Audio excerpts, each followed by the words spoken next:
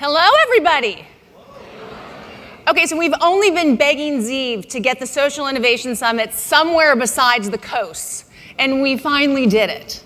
And so thanks to all of you for pushing him and pushing that team to go and to see some other part of the world, because I think this is an incredibly important part of the world and one that I certainly call home. So a lot of you, especially if you're not from Chicago, might know Chicago by some interesting facts. There's about 5.2 million people who live here, about 17% poverty, about 600,000 people live in food deserts. We have some challenges around education, and we have some gun violence. And all that combined with, we have some trust issues here in Chicago. That might all be things that you read, and they are in fact true. But I need you to know that Chicago is so much more than that, which is why it's so special that the Social Innovation Summit is here.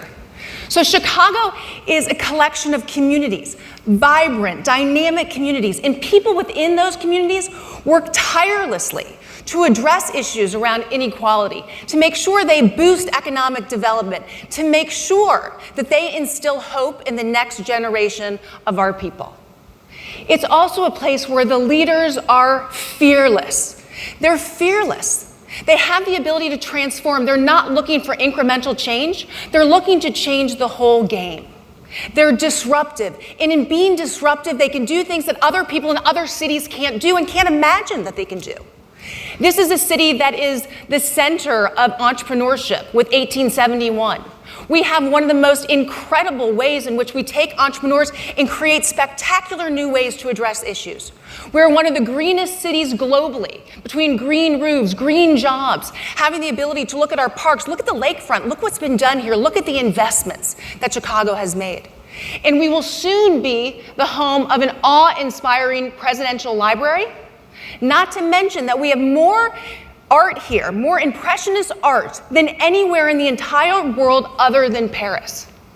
This is a city that begs to be the center of attention. And that's why it's an amazing backdrop for the Social Innovation Summit, where we will talk over the next 2 days around issues around diversity and equity, around individual and collaborative engagement, and also around how we leverage innovation through technology in a positive way. We all sit here as leaders in some capacity. We must find ways to motivate and to inspire people. We must find ways to take our assets and harness our assets and our resources to be able to catalyze change, and then share those best practices to make sure we can have systemic change. As Zeev said, today is about finding the why we do the things that we do. Our why is our purpose. Why is your North Star?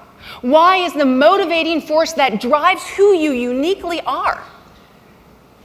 Why and purpose drives every relationship that you have. Because the nature of purpose is it brings together the human story, what you care about, who you are, and what our businesses and what our organizations can do, and brings them together to say, how do those stories coalesce?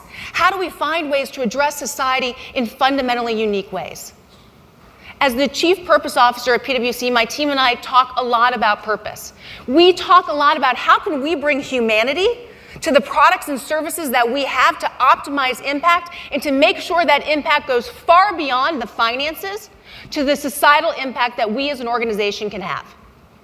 And then we have to look at issues, how we can make significant global issues be relevant to the individual, and how you can have universal issues and make them personal.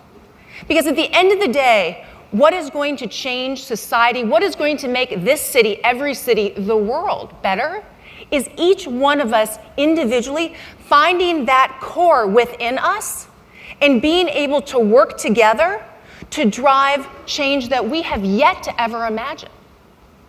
So you will hear people today that have found their why. Organizations that have found their purpose.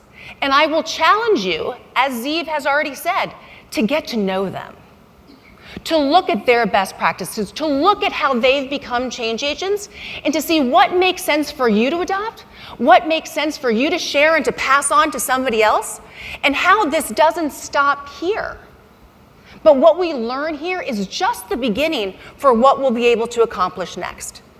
So this is one of those gatherings that the more informal, the more comfortable, the more arguments we can have, the better off it's going to be. So we can get to know one another and really get to the bottom of some really challenging issues. So with that, I think one of the best places that we can start is a very robust discussion over the next generation of leaders and leadership. Because when you think about it, things have changed. Our organizations have changed. We have changed. What people have access to has dramatically changed. And so we want to have people come up and talk about what that means for us as we look at that next generation of leaders.